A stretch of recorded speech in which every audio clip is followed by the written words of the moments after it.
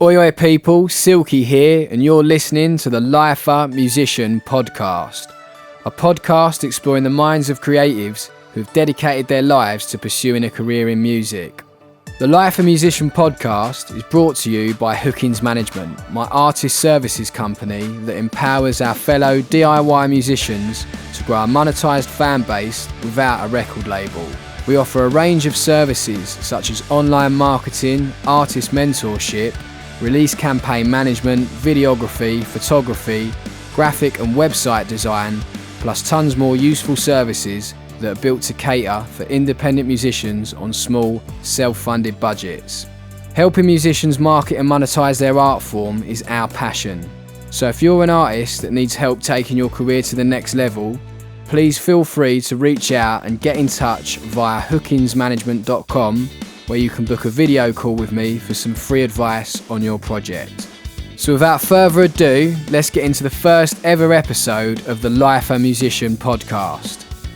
In this first episode, myself and Johnny Topcat Hick, my bandmate in Death of Guitar Pop and business partner, will be chatting all about how our self-managed DIY band recently hacked the official UK album charts and got our latest album, Pucker Sounds, all the way to number 24 without the help of a record label. Let's get into it. Johnny Topcat Hick. We did it, mate. Number 24 in the official UK album charts. Oliver Silky Hookins. We certainly did, my friend. Bonkers, innit, man? Yeah. Madness. Yeah, the culmination of 5 years pretty much, isn't it, together? Yeah. With this project. Yeah, amazing, mate. Amazing. Yeah, I don't think I've fully processed it yet because, you know, we've just been busy, haven't we, with like shows and everything. But yeah, incredible achievement, mate. Yeah, so let's get into it. So let's talk about the key moments of the past 5 years that have led to our DIY band getting to number 24 in the official album charts. So made a few notes here. Yeah. Where were we both at in our careers when we first started the band back in summer 2016? So let's talk a bit about what you was doing at that point. Yeah, mate. so summer 2016, I'd just begun, I think I was just about to start my second year of university, third year of university, sorry, yeah, where I was studying at Goldsmiths in New Cross. And I was doing a degree called Popular Music with the intentions on doing songwriting as a profession. Maybe working for a publisher, doing library music, this sort of thing. And I also had another couple of musical projects on the go. My band, the Tomorrow Men, was sort of dormant but still alive. And Carousel as well, which you were a part of for a little while as well, which was a kind of house and techno sort of night we were running in Essex, which was good fun but a little bit short-lived, to be honest. So before university I'd been working doing estimating and quantity surveying, which I think people will be quite surprised to hear, to be honest. No rock and roll call points in that one, mate. No, not at all. That's why I still love a spreadsheet. I love a spreadsheet as much as I love a chorus, don't I, mate? And then during university I was obviously at uni however many days a week and working part-time on site with my brother, which was certainly an eye-opener. He's younger than me but a lot bigger than me, and I sort of got used to the tougher side of life by being on site in the freezing cold every winter, to be honest. So winding back forward to the summer of 2016, Oliver Silky Hookings rings me and says, literally, look, son, there's a gap in the scarcity. So he'd been, we'd been in touch the whole time, hadn't we? And obviously we're always like interested in each other's musical projects and helping each other out wherever we could and stuff like that.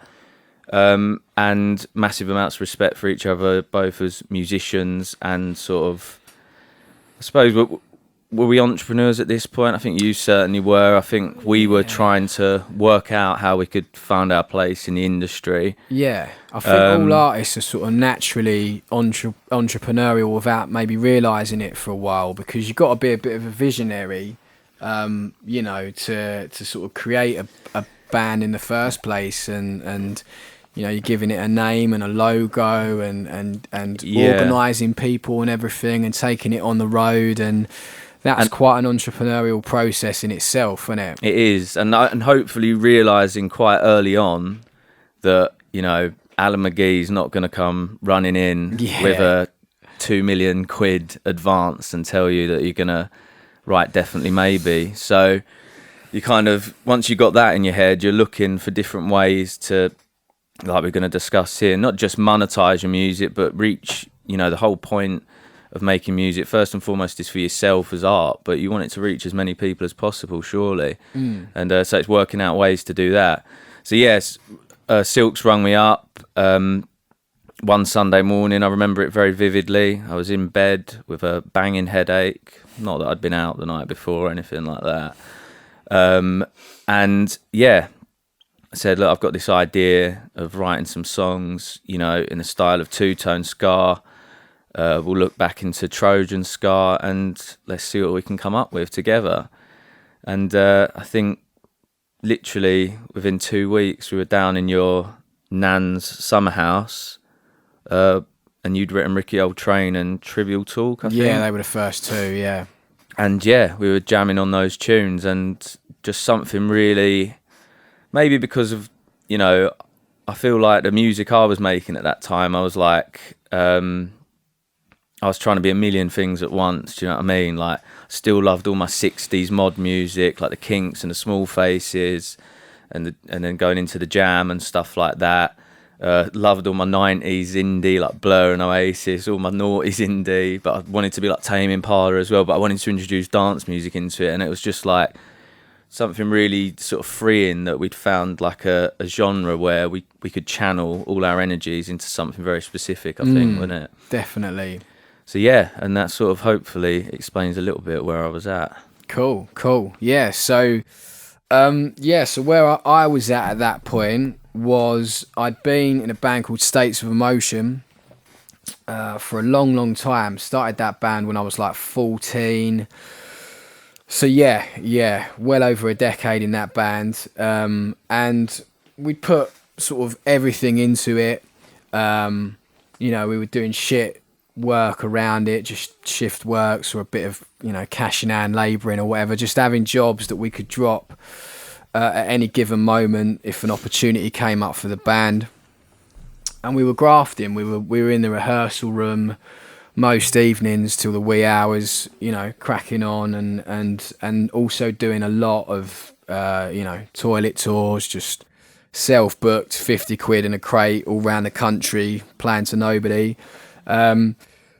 But it was good, you know, it was a good way of, you know, sort of developing our craft as performers and songwriters. And then we signed a record deal with an independent label in East London called Rinse. They were like a dance label, and they had this idea to sort of diversify into indie music. And it's sort of like when we signed to them, there was a bit of a buzz. The head of Radio 1 at the time, George Egartudis, was tweeting about us and saying that it was exciting to see Rinse diversifying into guitar music. So we thought, brilliant, you know, their sort of angle with this is you know, building momentum right from the get-go. But you know, it was and then I think they wanted to license it to a major label. How it all came about as well was I'd done a tune with an artist called Zinc, who's like a legendary D&B producer and DJ, and had moved into house music and created his own style of house that he called Crack House. He did a big tune with Miss Dynamite, While Out, and Ben Zink was really lovely to work with. So I was going in there and doing tunes with him and doing sort of like an indie pop style vocal over some of his house tracks, with the view to going a bit more commercial with his sound and trying to sort of cross over into that Radio 1 territory. So yeah, that was how the deal came about, and we released a song together, and it was all right. Like Annie Mac gave it some love, but they spent a hell of a lot of money on a music video, and other than a few spot plays on Radio 1 and other bits and pieces, not really much happened with it. So I don't know whether that took the wind out of their sails a little bit, like the marketing team there, and they lost a bit of faith in it all, but it sort of just flatlined very quickly. Then there was a little flurry of like interest from majors, and I think they had a view to license us to a major the same way that they'd done with their sort of breadwinning artist Katie B. And they got sort of major labels down to a show that we did in Essex, and it seemed to go really well, but then we heard nothing, and basically that was the start of a process where we were pretty much shelved for like 2 or 3 years. There was one good thing that came through, and that was a tour that we did, a support tour. We went on the road with The Enemy, and played all the sort of O2 academies around the country, probably average audience of like a couple of thousand a night, and that was a real buzz, you know. It was great. But yeah, it was, other than that, it was a really frustrating process. You know, we'd already finished our album before we signed to Rinse, because we were going to do it independently. That was the sort of idea in the beginning. And so were all the tracks up to the point where they'd been mastered by the time Rinse signed you? Yeah, there was a version of the album that was mastered, that we were happy to put out, and then when we signed to Rinse, they wanted to tamper with the production slightly and get a bit of the dance influence in there. Which there was elements of that anyway in your music, I always feel like. Yeah, there was. Like Luke's drumming in particular was quite influenced by like house music and D&B and stuff, I'd say. Yeah, definitely. But to be honest with you, we were really happy with what we'd already done. So like, you know, it felt a little bit inauthentic, and like we were trying to push that angle, like, you know, it was in a calculated way that wasn't really true to us, you know. So that, again, that was just a bit of a frustrating process, you know. And I was having to go in and re-record vocals because, you know, the label weren't happy with the production on the previous vocals, but the production was great, you know. And so it was this sort of frustrating process of trying to get them to commit and put marketing money into our project and just get an album out, get it released, you know, or at least, you know, I think the whole time we were on the label, we released, I think it was like, was it 1 or 2 singles? And we recorded like music videos that never saw the light of day and stuff, but Way That I'm Wired was a single. I remember that. The Zinc collaboration. I don't think there was another single on videos. There might have been, but in that whole time, there's barely anything happening. So yeah, it was a frustrating time, and we, I mean, looking back, we were naive. You know, we should have pulled the plug on it early because they were in breach of contract, not doing anything that they said they were going to do. How old were you at this point? Like mid-20s. Still young geezers then, weren't you? Yeah. But still, you know, for any sort of, you know, young entrepreneurial artist that might be listening to this, you know, do your homework. Like, I will take full accountability that we were just desperate to sign a record deal because we naively thought, like so many artists do, that's the what Holy Grail. That's your golden ticket to the chocolate factory. You know, and you'll end up the next Oasis or whatever. Getting signed is that validation that so many artists long for, but it's bollocks, you know. Like, you know, unless you're, you know, you've got to look at it as like a long-term business partnership. So you really have to feel that, well, one, the deal that we signed was dodgy, and the lawyer was like sort of against it, but we were that stubborn, we were that you know, determined to just get signed because we've been in the band for like a long time at that point. So yeah, we are, you know, looking back, there was a point a few years ago when we started building momentum in depth of guitar pop, and I was just chuckling. Like I'd been doing like listening to a lot of sort of music business podcasts and reading a lot of music business books and stuff, just doing my research, and I was just laughing, thinking, why did I never do this when I, you know, like it's such a naive thing to go into a bit, because a band is a business, you know, if you want to make a career out of it, and to think that you've just got to create the product and just let the business dudes do the rest of it is just such a stupid way to approach it. You know, you're going to get fucked over one way or another. So yeah, that was that. And it got to the point where we got so disillusioned that all they kept saying to us was like, just keep writing. But it was like, dude, we've finished this album like 3 times over. There's like fucking 30 songs, all like produced and mastered and everything. And in the end, 2 of the members left inside of a month, which sort of knocked the wind out of my sails, you know, because we'd been like best buds, and, you know, it was us versus the world for a long, long time. We'd grown up together in that band. And myself and a bass player, shout out to Bonsai, we decided to carry on. And I sent the label a long email and pretty much got the green light from them to exit the deal and go and try and release the album independently. And whilst this sort of mess was happening in my life and we were being shelved, as you'll remember, I got into promoting, like locally. I was putting on club nights and putting bands on. Yeah, I put a couple of small music festivals on, just because I was bored and didn't have anything to do, and wanted to, just wanted to stay proactive and try and make some money out of doing something in music, you know, because I was broke as well. So, and through that period, the second Flag Factory festival that we put on, so it was about 600 people, small local band festival, really, really great in Brentwood, Essex, where I'm from. A guy approached me, and it's a friend of mine's dad, who's now a good friend of mine, and he was like, mate, I've heard you put your neck on the line here. Like, you know, you didn't have any sponsors or anything, did you? Like, this was all on you. If you didn't sell any tickets, you'd have lost a lot of money and been in a lot of debt. And I was like, I was like, it's cool though, we broke even an hour ago. And he was like, it's great that you knew like when you were breaking even. And he was like, listen, man, I'm coming into a bit of capital soon. I'm selling my company, and I'm super into what you've done here. I think it's really impressive. If you ever need any help with financing anything, give me a shout. I'd like to help you. And I thought it was really cool. It was a nice moment, but I didn't really think much of it beyond that, because this was probably like a couple of years before we exited our deal with Rinse.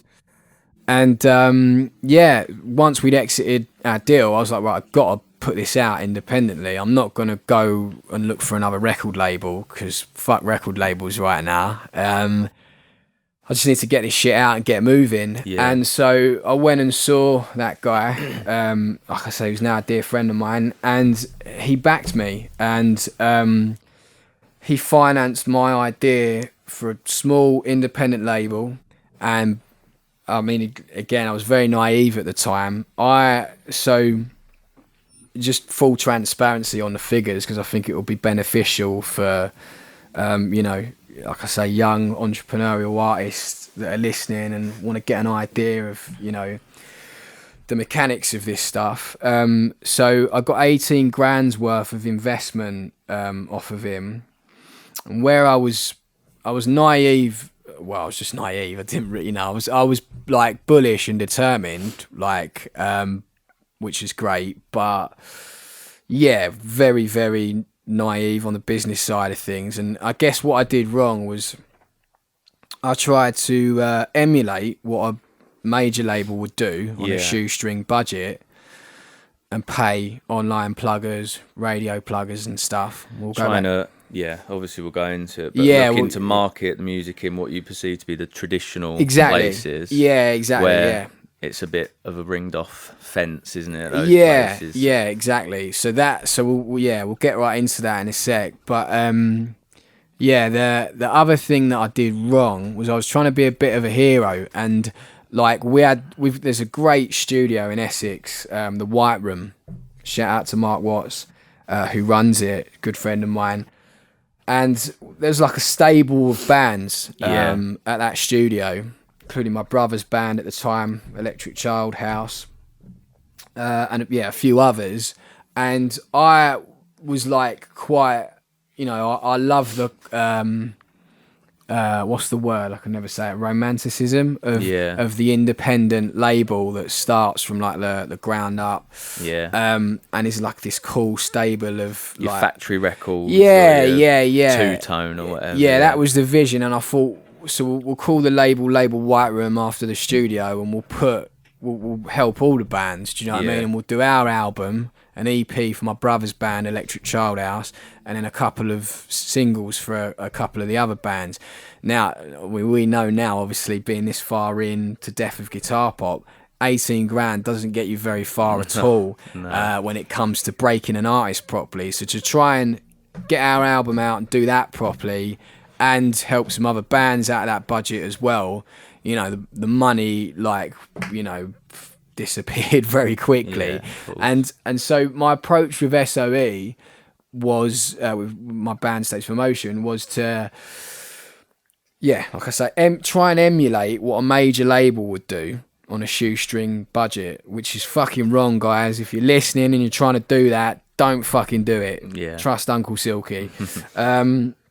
So, and I sourced a radio plugger. So for anybody that doesn't know what a radio plugger is, a radio plugger is a marketing company or individual that specializes in radio promotion, and a good radio plugger will have relationships with the producers, the radio stations that you want to get your music played on, and they'll be sitting down with these producers and pitching the music directly to them. Now, radio pluggers cost a hell of a lot of money, and in fairness to the radio plugger that we had at the time, we paid probably over a couple of months, I don't know, I think it was like, might have been £700-800 a month, something like that. Within the first week of marketing the single, so this was like my first independent release, with States of Emotion leading up to the album, we got Hugh Stevens on Radio 1 played the single once, and John Kennedy on Radio X opened his show with it, played it twice on that week. So we hit the ground running, and fair play to the plugger, he'd done his job. But the cost of the cost of that versus the conversion of fans, it's just, you can't make that work on a small budget. It's, you've got to be really lucky if your target niche demographic just so happens to be listening to Radio 1 with the radio turned up and their full attention at 7:30 on a Tuesday night, or 11 o'clock listening to Radio X on a Thursday or whatever. So that was frustrating. It was like, well, look, we got the Radio 1 and it looks impressive on our social media and shit, but I don't see any fans. Do you know what I mean? It's not, so that was costly marketing, and it was the same with an online plugger, which is the same thing as radio, but just getting like blogs and press articles and stuff. I think it's also worth saying, for like a radio plugger to work really effectively, it needs to be a long-term decision. So you need to be looking at a 6 to 12 month minimum. Exactly. For it to really have any impact. Yeah, absolutely. And it's expensive, and I don't want to shit on radio pluggers, because there's obviously plenty out there that do a great job, and that guy did get us Radio 1 and Radio X and stuff. But if it's costing you the best part of £1,000 a month, you've got to commit to that long term and hope that in time those spot plays turn into daytime playlists and stuff. Even then, there's still no way of actually seeing those returns, is there? Exactly. So that was a frustrating, humbling process, and at this point I'm fucking burnt out. I've been in a band for a long time. I'm skint, you know what I mean? I'm sort of in my late 20s now. which isn't old, but I felt like a rickety old train at the time. And it was just fucking frustrating. And I was on autopilot, but I'd probably lost a lot of passion for it all, and was just doing it because it was the only process I knew in my adult life, and only focus that I'd ever really had, professionally. So yeah, that was that. And in the end, we went on a little support tour with the Rifles, which was great. We did 3 or 4 dates. I built a relationship with the Rifles, and one of my favourite bands, and I'd managed to get friendly with them. This was pre our record deal. We supported them at the Coronet sort of a few years before this, and then they took us back out on the road, which was awesome because our album was coming out, and we played the Roundhouse and then a couple of regional shows with them, Bristol and Portsmouth, I think it was. So that was cool, but again, it costs a lot of money to put a band on the road. Yeah. The big promoters, I think it might have been Live Nation or whatever, they don't pay well for those open slots, and I get it. It's because it's great PR for a band. Yeah. But like a major label will give a band a load of budget, tour support to go and do those slots and lose loads of money. But when you're doing it DIY, trying to pay 4 or 5 guys on the road and all the expenses that come with it, and you're getting £100 in a crate every night. You have to view that again as a form of marketing. Exactly. And is there better use of £500 than playing to potentially 300 people in Portsmouth on a Tuesday night or whatever? Yeah, exactly. But it's hard to sustain that independently on a small self-funded budget. Yeah. So it was one of those really. We did the Roundhouse, our last ever show, supporting the Rifles, which was a great cathartic experience playing at the Roundhouse, and it was awesome. It was a great show, but by the end of this whole process and putting the record out, we did a half-full show, not even half-full show at the Underworld for the album launch. It was mainly just friends and family. It was all just hitting home hard. I was there, mate, yeah. Right, you were there, yeah. Was it, I said the other night on stage, peeled out your nut. You're like, mate, my mum's in the audience. I don't know where that's come from. But yeah, cheers for fucking supporting me, man. But yeah, so we... I've actually still got a box of those albums under my bed. You and like 50 others. But yeah, man, that was that. And yeah, just by the end of it, I was fucking deflated, do you know what I mean? Yeah. And just run out of steam. What's up, everyone? It's Brad from 2 Year Break. That song you heard at the start of the podcast is from my band. It's taken off our debut album, Do You Want to Find Love? If you're into pop punk music, new metal riffs, anything in between, then check us out. We're on all the major streaming platforms. Anyway, enjoy the rest of your podcast. Yeah, like through this process, this frustrating process, I'd somewhere along the line started this little mobile car valeting business, just because I thought I finally gave in to having a backup plan. Yeah. And that started, and that was going really, really well. And I was actually earning all right money for the first time in my life. And that again was kind of like, I was like, well, if this is a lot more plain sailing and straightforward than a music career, maybe I'm just not cut out for a music career. Of course.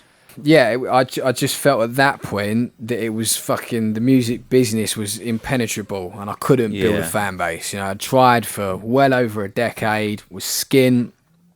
All my mates were cracking on and fucking getting on the property ladder and doing all right in their careers and stuff. Yeah. And I just thought, I'm going to get left behind here. And the fear was fucking awful, And so, I was just disheartened and hurt. I'd failed hard.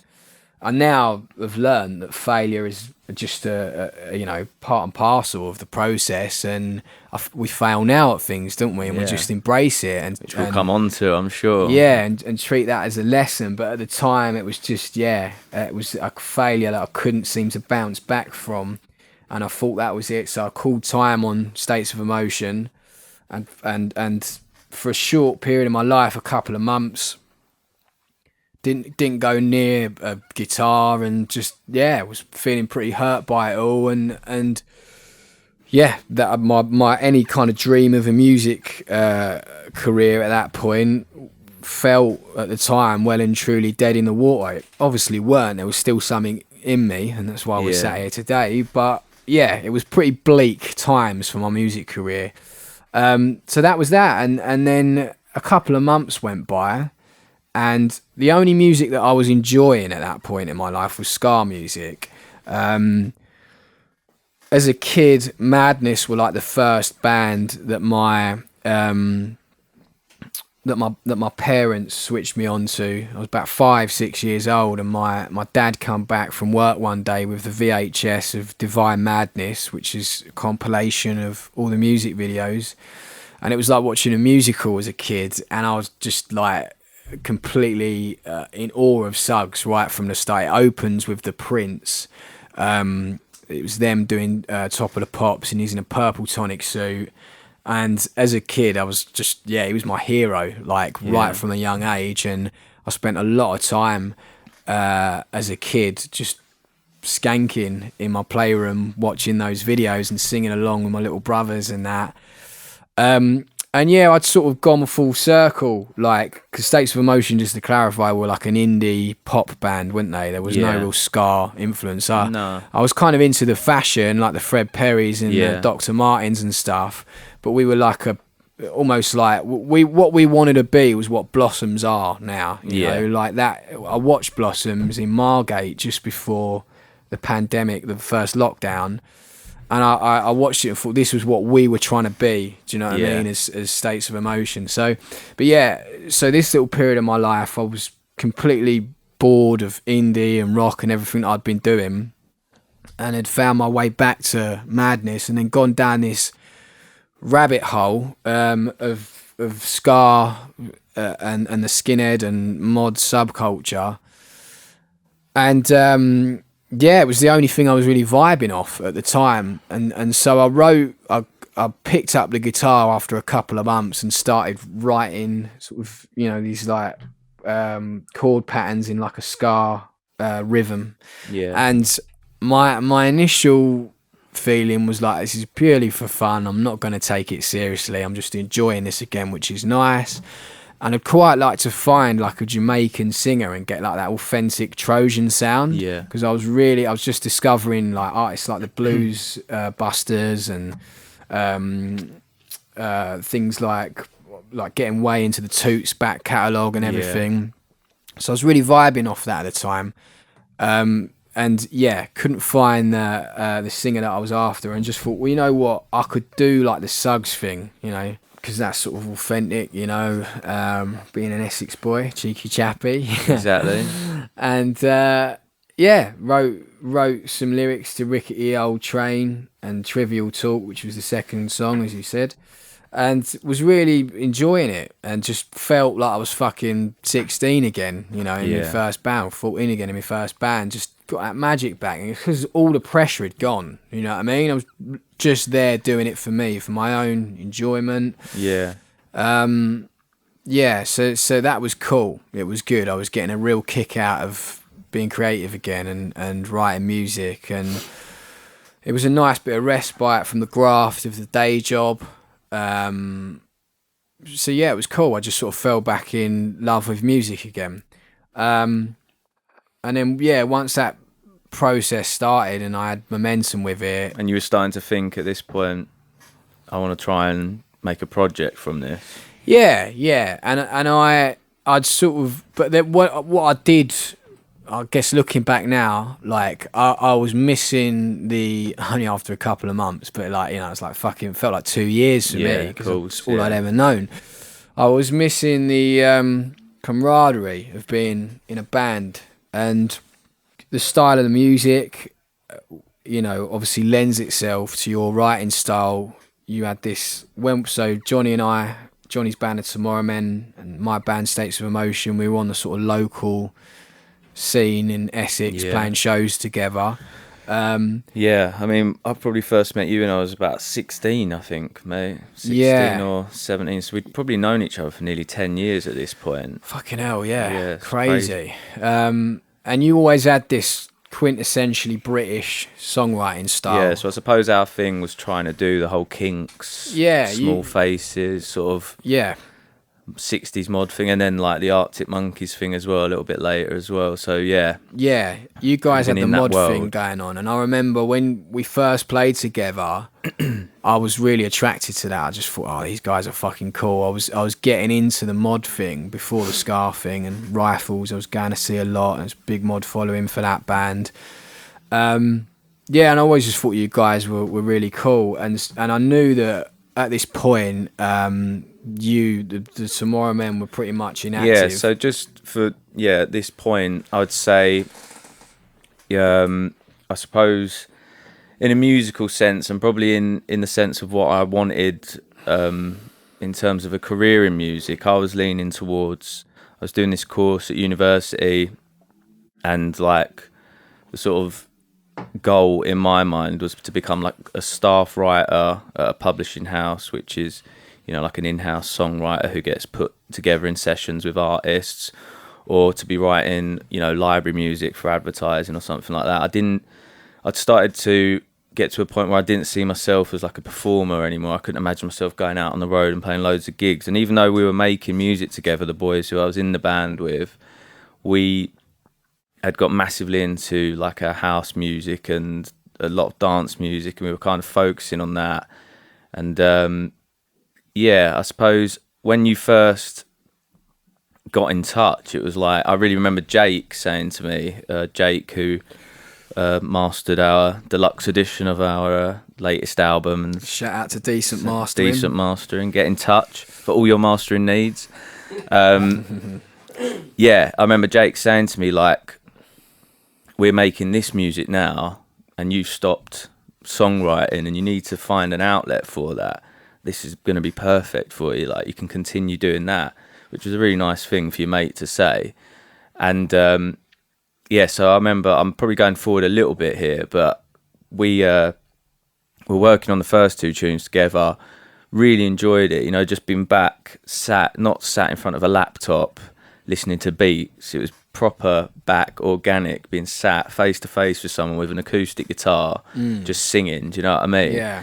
And I remember some stuff happened in my life around that time, and I remember really delving deep into like the Trojan back catalogue and hearing sort of Sweet Sensation. I reckon it was for the first time. I don't think I'd ever heard that song before, which is crazy.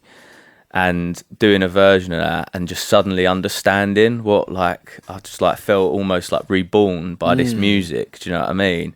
And obviously, like, the Madness specials thing, they're British institutions, aren't they? And in our world, like, I'd known them, I feel like I'd never not known Madness. Do you know what I mean? But the Trojan stuff, it was like going in down this rabbit hole and discovering like this whole new world of music, and I couldn't believe how soulful it was. And it was like a sort of musical rebirth all of a sudden. And it sort of gave me anyway, like this energy to want to like really get stuck into this project all of a sudden, which I hadn't felt that way about anything in terms of like performing music for probably a good couple of years at that point, I'd say. Yeah, we were both like re-energized, weren't we? Yeah, and I suppose with the Carousel thing, we'd started putting on nights by then, so I'd sort of dipped my toe in the promoters' sort of water a little bit. But again, it just, those nights, that sort of music, it felt like a real different world, do you know what I mean? Being stood behind decks rather than being out front. Yeah, ultimately we're guitar music people, aren't we? Yeah, you know, and exactly. Ska falls into that category, our version of Ska, like the Specials does. Yeah, exactly. Yeah, man. So as Johnny said earlier, I give him a buzz because, you know, in my mind, he had that quintessentially British songwriting style licked, and I thought it'd be great to collaborate with, and we'd always got on like a house on fire. So it just made sense to give you a bell, and as Johnny says, we clicked pretty quickly. We stripped it right back to basics, a couple of acoustic guitars, even went down to my nan, bless her, shout out to Nanny Jude, down to a summer house where I used to rehearse as a 14-year-old with States of Emotion after school. It was almost like a bit of a regression, but like really cool, you know. And yeah, got a bit of that magic back, a bit of that buzz back that had been, dead for a while, with this painful process of being shelved and skinned, for your, Exactly, a long time. So, that brings us up to the first single and music video. So I think our first recording session was August 2016, I believe. Yeah, so I've got us down here on my notes as we started the band in summer 2016. So we would have recorded then, and the first video/single, Rickety Old Train, was October/November 2016. Yeah. Yeah, so I think a conversation we had at the start, it was all like, look, no pressure, let's just have some fun. Yeah, and we were really like that at first, weren't we? Yeah, and we weren't, and a big part of it as well was like, let's do visuals and have some fun with it, do you know what I mean? And I'd been following the progress of a independent US hip-hop label called Funk Volume, and was a massive fan of the rapper called Hopsin, and I'd seen him, like, when I was being shelved by Rinse, he released an album called Raw, and it was all about how Ruthless Records, Eazy-E's wife's label, had sort of done the same to him, and he started his own, he got out of his contract, started an indie label, him, another rapper, and another dude called Dame Ritter, who's now the founder of the Music Entrepreneur Club. Definitely check that out, guys. That's been really, really helpful, that platform for us. And I'd watch their journey, and as a fan, but also like geeking out on the business side of it, and the marketing side, and seeing how they were doing it all in house and making these low budget videos but with a really awesome like concept, and Hopsin was just a captivating performer. You don't need high-end production or whatever, he's just got it, do you know what I mean? You literally stick him in front of a blank wall and he's captivating, and that was something that was in guitar music at the time. It seems to be lacking, that quick turnaround of content. Obviously it's everywhere now, but at the time I feel like, you're still looking at your Kasabians or Arctic Monkeys or whatever for these high production values. Major label, high production. That was another thing we did wrong in States of Motion. We tried to make really expensive looking music videos on shoestring budgets, trying to make a Coldplay video for fucking 500 quid. And I liked the warts and all. It was like a punk approach to what Hopsin was doing. And it was like it was truthful, wasn't it? Whereas those videos you'd be trying to kid the audience into thinking you're something that you're not. With this, I think we were doing the exact opposite, weren't we? And we were kind of, and it's probably something we'll get into later, and something I'm sure you're going to discuss loads on this podcast, but that sort of world building of like, what is Deaf a Guitar Put? Let's make people understand what this world is. And I think with that first video, us being deadpan, suited and booted, running around Romford Market in a cardboard train, we're not trying to be Elvis Presley there. Do you know what I mean? We took ownership of the scar. A brand sounds a little bit wanky when you're talking about art, but we took ownership of that. Do you know what I mean? And it was like, no, we're a two-tone revival band. We're paying homage to that music and fashion that we love. This is what you're getting. We're doing. And we'd have even said at the time to it was Josh, wasn't it, who shot that first video on a GoPro or whatever. We want it to look like what a Madness VHS would look like. With all warts and all the grains, tacky editing and all this stuff.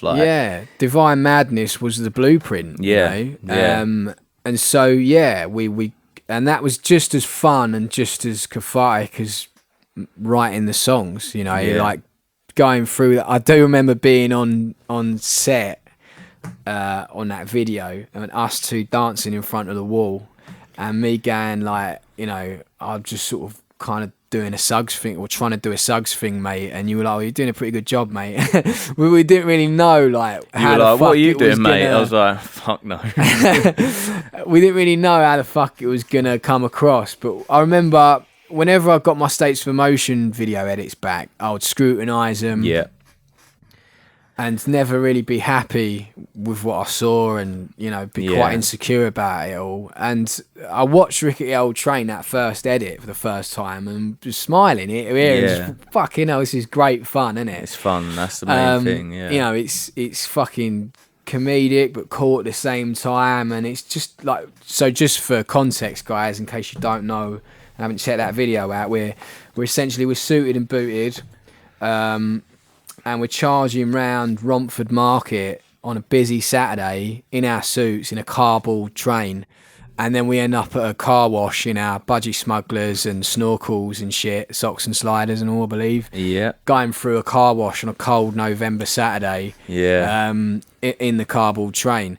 It's fucking good fun. And the mad thing is that video cost probably all in all about 80 quid to shoot. Yeah.